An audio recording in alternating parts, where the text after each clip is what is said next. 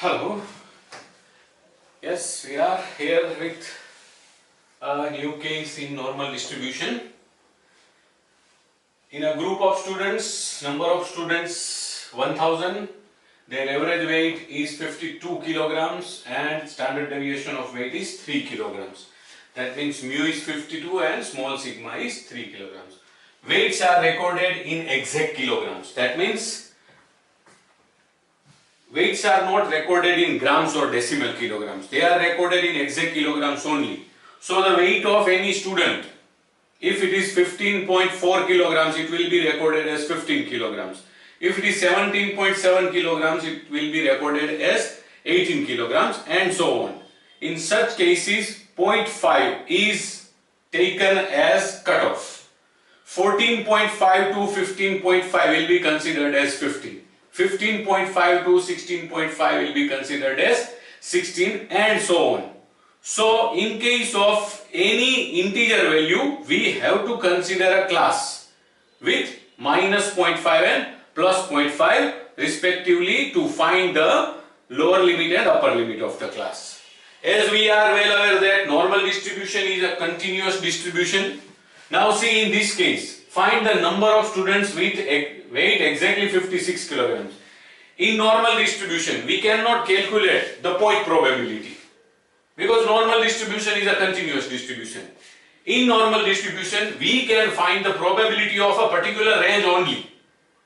Then how can we find the probability of weight of exact 56 kilograms?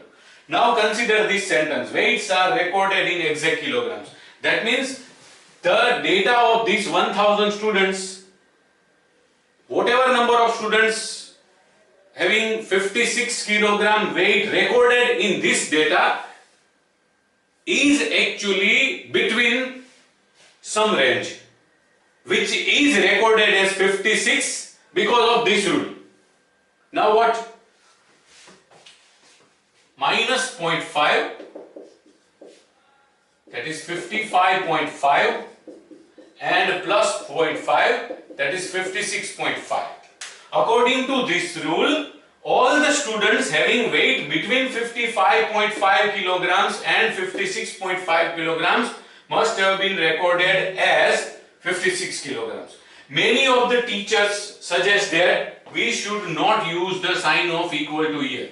But in case of calculations of normal distribution, this makes no difference because we have to consider 55.5 and 56.5 as values of x for any type of calculations, whether we use the sign of equality or not.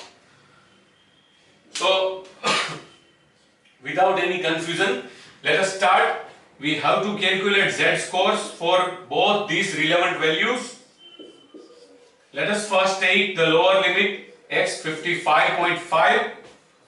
So relevant z will be 55.5 minus 52 upon 3. So it comes to it comes to 50.5 upon 3. 3.5 upon 3. So it comes to 1.17 approximately. We have to take two decimal places in case of z-score. Now another value or upper limit is 56.5. The z relevant to that will be 56.5 minus 52 upon 3. That will be 4.5 upon 3, that is 1.5. Z2 comes to 1.5. Now let us draw the sketch.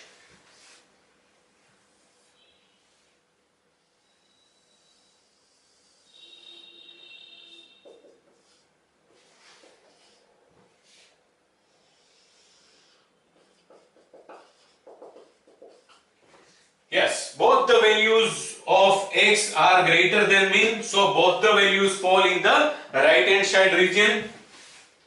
Let us say that x takes value 55.5 here and 56.5 here.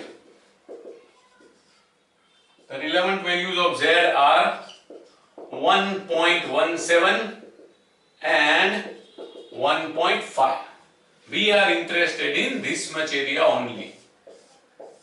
all the possible values of x between 55.5 and 56.5. Now we know that we can have this much area directly available from the table of area under normal curve, and that is 0.3790. And we can have this much area directly available from the table, and it is 0.4332.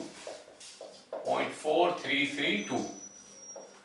So if we subtract 0.3790 from 0.4332, we can have the measure of this much area, and that is the probability of x having taking value between 55.5 and 56.5. That is ultimately the weight recorded as 56 kilograms. So the probability of 55.5 less than or equal to x, or say only less than x, less than or equal to 56.5 comes to 0.4332 minus 0.3790, and that difference comes to 0.0542. This is nothing but the probability of weight recorded as exactly 56. So number of students with weight